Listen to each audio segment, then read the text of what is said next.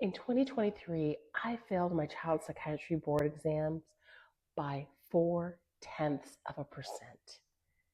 0.4%. Can you believe that? If you are dealing with board exams, failure, or you're worried about failing as you're approaching your board exams, stick around. I'm going to tell you how it went for me and what I did because I've just taken it again. So when you are in your exams or you're getting ready for your exams, you might have the fear like, God, I don't want to fail, or maybe you've had some failures in the past. If you're in medicine, maybe step one, or maybe your MCAT score wasn't what you wanted it to be. Maybe you didn't score as high as you wanted to on the LSAT. The good news is that that doesn't have to be the end of the story for you. It certainly hasn't been for me. Out of all of the exams that I've taken in the past, I've certainly had some failures, but I learned a lot after I failed by that just a smidgen of a percent. I came up with a plan about what I was going to do next. So I've taken some notes, so I'm going to be looking down a little bit, but just know that you can come back from this. So let me tell you a little bit about what this was like for me. Um, I was here living in Texas. I'd been practicing child psychiatry for 2 years, right? So we take these board exams. Sometimes we have to because of our jobs. Sometimes we want to have that certification. Well, um, I didn't necessarily need it, but I'd been practicing child psychiatry for a while. Um, Raising my family, living here, being amongst other people, running my practice, running a business, trying to make it the best that I could be. So, it takes some time to step away from your practice, what you're doing, seeing patients to study. You know this. You've got to take time either in the early mornings or the evenings to do this. But that's what I did. At the time, I think my son was probably two. So I had a 2-year-old son. So, a lot of commitments. I'm working, trying to do the family thing, trying to take care of myself. But I spent some time studying and felt like I was ready to sit for the exam. So, this is a little bit different, than when we're in medical school, when you're just a student. That's all you have to do. You don't have to study. Um, all you have to do is study during the day. You don't have to work. But this is a little bit different. So, the interesting thing was that, in my practice, I was practicing general psychiatry, so seeing adults, kids, everyone. I was also helping another physician who had not passed boards, right? We were working together for a period of 9 months, which coincided with the time that I was studying for my exam. So, working together, I felt really good supporting her. We're working through managing anxiety, managing schedules, really making sure she had a good handle on the content. And of course, she did because, uh, like me, like you, we are very smart. It's just that sometimes these exams can get us down. So, anyhow, we work together over that period of time. She takes her exam, passes with flying colors, and which was so great. I was so excited to celebrate with her when she passed that exam.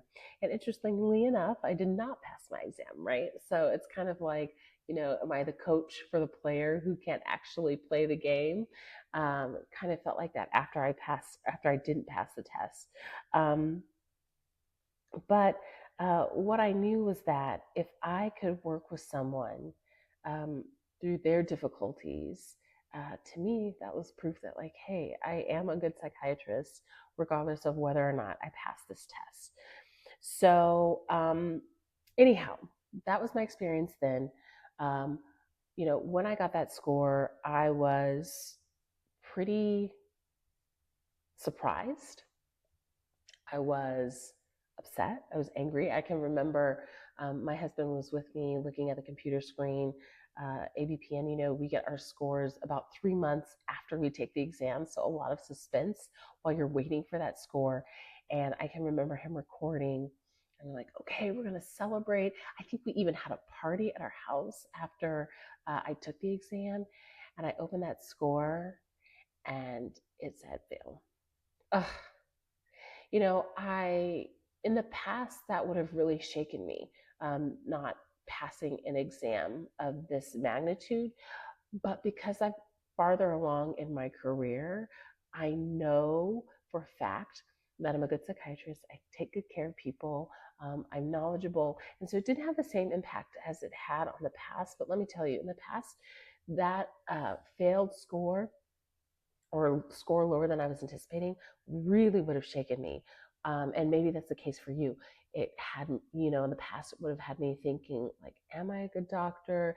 Can I take care of patients? Maybe it's all a farce. Maybe they're going to take my degrees away because I'm not actually that smart, right? And so that can be the case when you have a failure. So, I didn't have necessarily those thoughts right away, but I was actually pissed because I had taken all that time away from my practice, away from my family, right? Times where my husband would watch my son so that he could go study at a coffee shop, right? Because you have to put in the time to get through the Q banks, to get through the content, right? And so I was pissed because that's a lot of time and it's a lot of money, right? The exam itself is expensive. The study materials are expensive. And then when you factor in the time away from your clinical practice, and so for me, having my own practice, that's a little bit different. Sometimes people take off of work. If you are a working parent, you may have had to get childcare. So the cost is huge. It's not just the failed test, right? And it's not always just the monetary cost. You have the emotional cost, you have the monetary cost. So I was feeling pretty angry. And to be honest, I said, you know what? I can't take this test again in 2024 because I'm too pissed. I need to take some time away. I need to take care of myself, my family, my practice. I'll come back to it in 2025. And so that's actually what I did this year. So, um, if you're in this season and you need some encouragement, I actually have created a free affirmations album with one of my fellow docs, Dr. Stephen Bradley. You can find it on Apple Music, Spotify, YouTube Music, and it's a number of tracks for test takers, all different kinds of test takers. We've got stuff for college students, law students, grad students, medical students, just a general test taker. So I'm going to link it below. Check it out. It's totally free. Just some affirmations to lift you up if you're in a period of study right now. So check that out. All right. So fast forward 2024, I took off, working, raising my family, just trying to enjoy my time. And 2025, I said, okay, I'll take this exam again. So, what I know about myself is that I can't take too long to study for the exam because I won't retain the material and I'll get burnt out. So, I said, all right, I'm going to study, a few months before the exam. But even before that, at the very beginning of the year, I decided to request accommodations. So it's no secret, I talk about this, that I was diagnosed with ADHD in medical school. And so that's one type of accommodation I could have gotten. But I actually had another baby in 2025, early 2025. And so I got an accommodation for nursing mothers because the interesting thing is that you have to request it so far in advance. You're like, am I going to be breastfeeding during that time? I'm not sure, but I was. And so I requested that accommodation. You have the option to have 1.5 time or twice the time over 2 days. And I chose to take it over 2 days. And I thought that would really suit me. To accommodate breastfeeding or pumping and to have enough time to do that and stay focused on the test. So accommodations, that's what I got. If that's something that you're eligible for, I highly recommend it. You just have to do it in enough time and work with your provider to submit the necessary paperwork. For nursing mothers, actually really only had to say that I was a nursing mother, but if you're requesting accommodations for mental health conditions or medical conditions, you're going to need the support of a healthcare provider. So back to the study timeline. So as I said before, I know about myself that if I study for too long, it's not going to be a good thing for me. I'm going to get burnt out. I'm going to get tired. So what I decided was that I would just really focus the 2.5 months before my exam and really plan out the material to cover during that time because that's just enough. It's kind of a little bit of a sprint. I've been practicing this medicine now I'm 4 years away from fellowship. So I've been practicing it for a while. I got all of my resources together, all of my materials. And so this is an interesting thing. I've been meeting with a lot of residents, physicians, med students, and thinking about the materials that you use. Of course, you're going to ask your peers what they're using. I decided to go with Beat the Boards because I've used that in the past. And I use it for my adult psychiatry boards, used it for the first time I took my child boards, found that it's comprehensive. And for me, I know that if I have too many materials, it's overwhelming, and then I don't get through them all, and then I don't feel accomplished by the time I get to test day. So I decided I'm going to do Beat the Boards, and I just sort of said, okay, this is what I'm going to do when. And I was even able to, because I didn't pass the last time I took it, I was even able to get a discount on the material. Other things that I thought were going to be really important based on my learning style was to have a lot of tactile and bring in some fun into the studying, right? Like having to take this thing again, you could definitely be left feeling bitter. Like, oh my God, I have to take this thing again. You've got to be kidding me. But what I decided to do was make it as fun as possible. So I got new markers, I got stickers, I got things that were going to make it fun and interesting along the way. Made sure I had my notebook set up. I decided to go a little bit analog with this and take handwritten notes, keep them in a notebook, keep it organized by tabs, by system. And so that really worked for me. Another thing that was very important for me this time around was to make sure I had support from my family and for my family. So I've talked to, again, a lot of physicians, residents, med students who are not single and by themselves. They have families. And so one of the things that's important is to make sure everyone's taken care of as best you can while you're studying, because if they're taken care of, that means that you're going to be able to focus on your studying and what you're doing. So what we did in our household this time around was we had some extra childcare on the weekends so that I could go study in the coffee shop, almost like I was my old med student self, almost like I was single, and the babies were taken care of. So we didn't have to worry about that. And that was really helpful.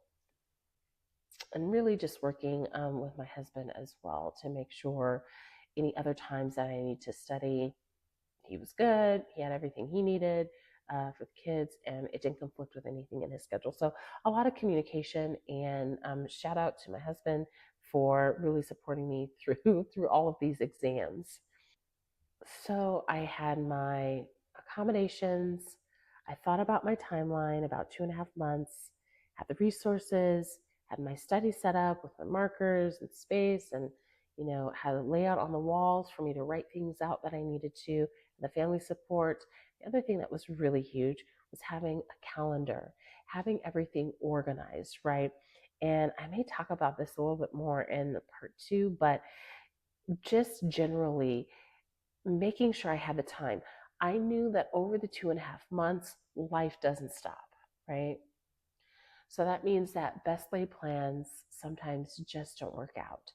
I wanted to study every day for 3 or 4 hours. Well, maybe somebody got sick, or I got sick, or something came up, or maybe a patient had a need and I couldn't study that day. So I put in extra time into my schedule so that when those days came up, no problem. I'm just going to shift and I'm going to keep moving, right? So life just doesn't stop. Motherhood doesn't stop. Being a doctor while I'm studying doesn't stop. So I just had to make time for it. We also took time to travel during this time that I was studying. So we took a family vacation. I worked that in. I knew that during that time, for that 4 or 5 days, I wasn't going to be studying. So I just didn't even put any of that time on the calendar. I also had a conference where I presented several workshops and a keynote.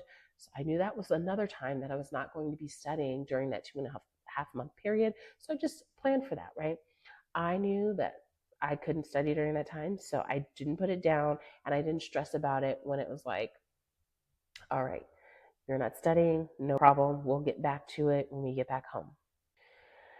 And so, again, all of this, just realizing, thinking about myself in the context of everything, right? Like, this test is important, yes, but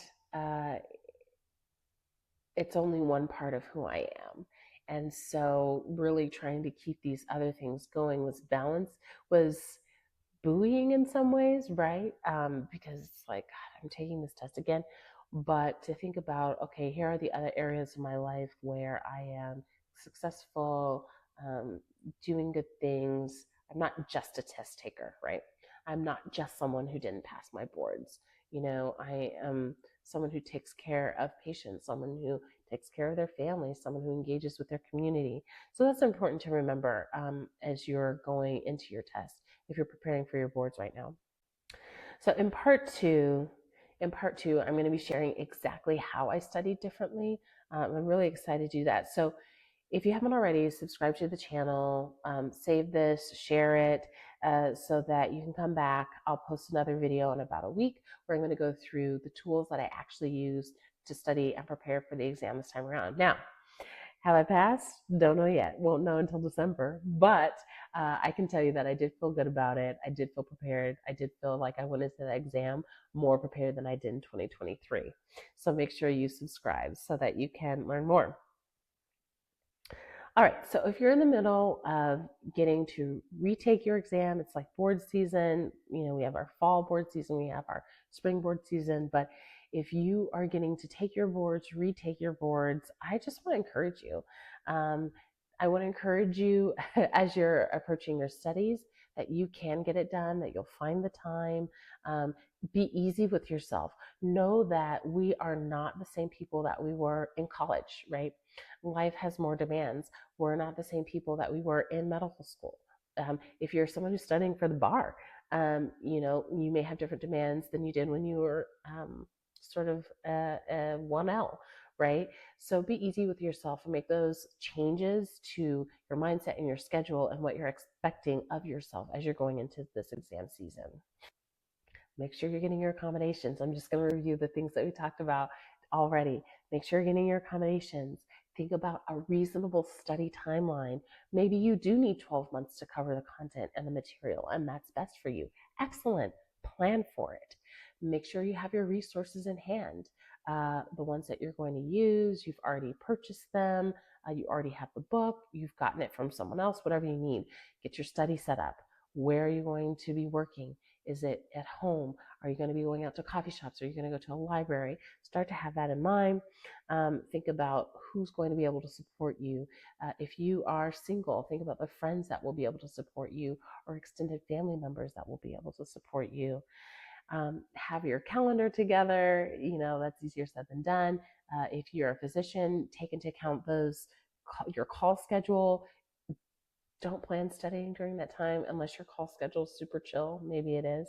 Um, and then just remember who you are. You're more than a test taker. This is not the only thing that's going on in your life, right? It is something that you have to do, but it's not totally who you are.